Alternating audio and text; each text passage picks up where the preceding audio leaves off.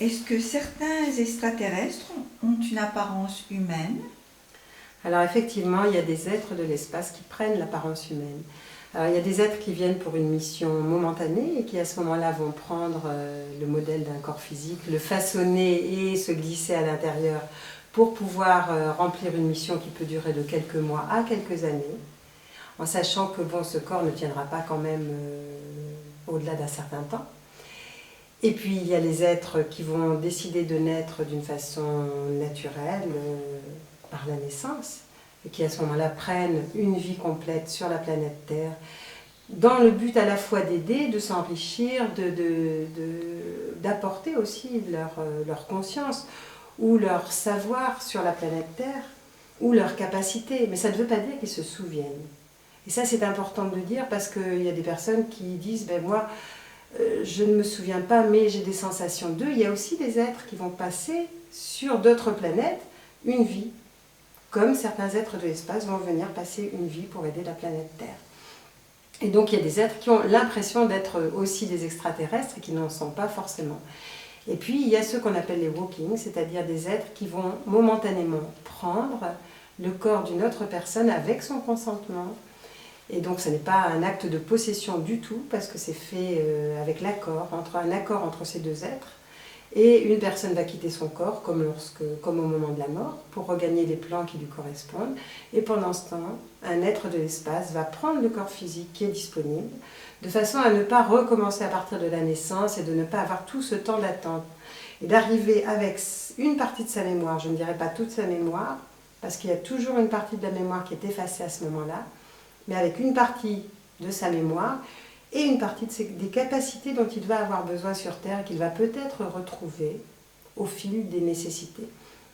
Donc ça, c'est l'histoire du walking qui est développée dans un autre ouvrage, mais c'est important de savoir que ces êtres-là, effectivement, font partie de l'humanité qui se promène sur Terre et que les humains peuvent très bien en croiser sans jamais avoir l'impression d'être en contact avec eux.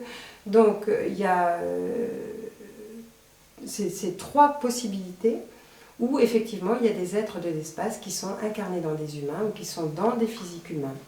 Alors ça ne veut pas dire que ce soit non plus là aussi toujours des êtres positifs, mais quand il ne s'agit pas d'êtres positifs, c'est uniquement dans le cas, alors à part les cas de possession évidemment, c'est uniquement dans le cas où il y a par exemple certains types de reptiliens, et ça j'en parle dans le livre Walking, certains types de reptiliens qui vont prendre momentanément un corps physique. Mais à l'intérieur, un clairvoyant pourrait très bien voir qu'à l'intérieur, ça n'est pas une personne ni une âme de la planète Terre. Donc voilà comment se présentent ces différents personnages et ces différents êtres. Les deux êtres qui t'accompagnent dans ton livre Alliance paraissent d'une grande sagesse. As-tu été avec eux pour ce livre ou continues-tu à travailler avec eux pour d'autres projets? Java et Sumalta sont des êtres, d'une part, que j'ai déjà connus à d'autres époques et dans d'autres expériences même de cette vie-ci présente, et dont je n'avais pas eu la possibilité de parler jusqu'à présent. Ils paraissent effectivement d'une grande sagesse parce que toute la population de Vénus est passée sur un plan où ce qui nous paraît être une sagesse importante, où ces êtres paraissent sages, fait partie de la vie quotidienne des êtres de la planète Vénus. Alors maintenant, effectivement, j'ai des projets avec eux, j'ai encore des contacts avec eux, j'ai toujours des contacts avec eux, parce que j'ai plus de contacts avec les êtres de la planète Vénus, et particulièrement avec ceux-là, qui sont un peu comme de ma famille, qu'avec d'autres êtres d'autres planètes, avec lesquels j'ai cependant aussi des contacts actuellement. Tu parles de force de séparation dedans et en dehors de nous, et de comment elle génère confusion, peur, méfiance, en créant une onde de faiblesse sur la planète et la rendant plus fragile et maniable. Où en sont ces forces dans l'actualité, dans le quotidien des humains?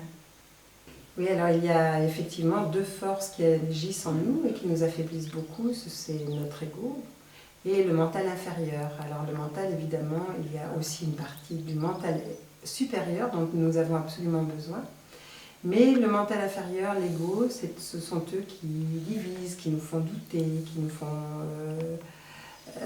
diviser, disons, faire en sorte que nous ne sommes pas d'accord, ou que nous n'avons pas confiance en nous, ou que nous doutons de l'autre aussi, ou que nous analysons, jugeons, mais d'une façon qui n'est pas bénéfique ni pour une personne, ni pour une autre. Et ça, ce sont des forces de faiblesse dont se servent des êtres de l'espace et bien physique aussi, qui sont en accord avec ces êtres-là, dont les êtres du gouvernement mondial, puisqu'on parle de gouvernement mondial, ce gouvernement qui est au-delà des gouvernements officiels, et qui profite de nos faiblesses pour pouvoir effectivement s'en servir et maintenir la Terre sous une chape, sous un couvercle, une chape de plomb, qui va faire en sorte que nous avons l'impression d'étouffer. Et pour pouvoir justement nous manipuler davantage, par exemple à travers les informations, à travers que ce soit la presse écrite, la presse parlée, la presse que ce soit audio, donc vidéo, visuelle, la télévision, toutes ces informations, ou les informations, qu'elles soient politiques, religieuses, peu importe, il y a une pression, et une partie de ces personnes, je ne dis pas que toutes soient effectivement des personnes qui agissent dans ce sens-là, mais une partie de ces personnes agissent pour que nous nous affaiblissions de plus en plus, et que nous ayons l'impression, cette sensation épouvantable et éprouvante, que nous ne pouvons rien faire, que nous sommes sous une chape de plomb, que nous sommes impuissants, et que nous n'avons aucune capacité à nous sortir de l'ornière dans laquelle nous sommes. Alors qu'au fond de nous, nous avons une étincelle divine qui ne demande qu'à grandir, qu'à croître, et que le beau fait partie de notre essence. Et ça, nous l'oublions malheureusement, ou nous l'oublions trop souvent, et il est temps maintenant de se rappeler qu'effectivement, nous avons en nous tous les pouvoirs, et que nous n'avons pas notre pouvoir à donner à qui que ce soit d'autre qu'à nous-mêmes. Et pour cela, quoi faire? Eh bien évidemment, il faut d'abord être informé. Alors il y a des personnes, quand j'ai écrit le livre sur le gouvernement mondial, qui se sont dit « Oh là là, ça fait baisser l'immunité ». Non, je dirais ça ne fait pas baisser l'immunité quand on ne s'y accroche pas. Ça permet simplement d'être informé et de faire des choix. Et ça, c'est important.